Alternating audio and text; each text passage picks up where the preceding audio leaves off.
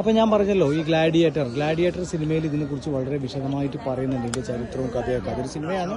പക്ഷേ ഇതിൻ്റെ ഒരു ചരിത്രം എന്ന് പറയുന്നത് AD 70 രാജാക്കന്മാർ അവരുടെ വിനോദത്തിന് വേണ്ടി ഈ നാട്ടിലുള്ള പൗരപ്രമാണികരായ ആളുകളെയൊക്കെ വിനോദത്തിന് വേണ്ടി ഉണ്ടാക്കിയിട്ടുള്ള വലിയ ഒരു സ്റ്റേഡിയമാണ് ഈ കൊളോസിയം എന്ന് പറയുന്ന ഈ സംഭവം. ഇവിടെ നടന്നിരുന്ന വളരെ പ്രധാനമായ രണ്ട് തരത്തിലുള്ള സംഭവങ്ങളായിരുന്നു.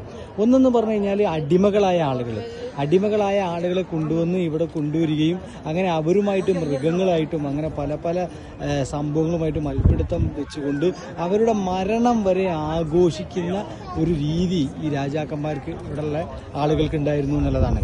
അതേപോലെ മറ്റൊരു സംഗതി, ഇവർ ഓരോ സാമ്രാജ്യങ്ങൾ ഓരോ സ്ഥലങ്ങൾ ഇങ്ങനെ വെട്ടിപ്പിടിക്കുന്ന സമയത്ത് അവിടെ നിന്ന് ഇവർ പിടിക്കുന്ന വലിയ പോരാളികൾ അല്ലെങ്കിൽ പടത്തലവന്മാർ, അതിൽ ഭയങ്കര കരുത്തുറ്റരായ മല്ലന്മാരെ കൊണ്ടുവന്നിട്ട് അവരെ തമ്മിലടിപ്പിച്ചിട്ട് അത് കണ്ട് ആസ്വദിച്ച് എന്തായാലും മരണം നിർബന്ധമാണ്.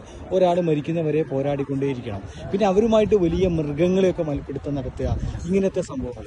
ഇതുകൂടാതെ ഇതിൽ പ്രായമായ ആളുകൾ, അടിമകളുടെ കൂട്ടത്തിൽ പ്രായമായ ആളുകൾ, മരിക്കാൻ പോകുന്ന ആളുകൾ, ഇത്തരം ആളുകളൊക്കെ എടുത്തിട്ട് പിന്നെ അവരുടെ തലേൻ്റെ മുകളിൽ ടാർ ഒഴിച്ച് കമ്പുകൾ കുത്തി വെച്ചിട്ട് അതിന് തീ കൊടുത്തിട്ട് വെളിച്ചത്തിന് വേണ്ടി ഉപയോഗിച്ചിരുന്നു എന്നുള്ളതാണ്.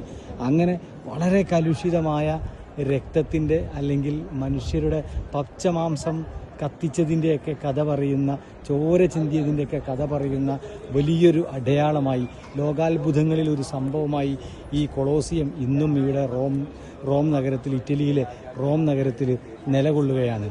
ഇവിടെ നിന്നും ഇറ്റലിയിലെ റോമിൽ നിന്നും ഈ കൊളോസിയം സ്റ്റേഡിയത്തിൽ നിന്നും പ്രശസ്ത vlogger Muhammad Ali. Okay guys, thank U.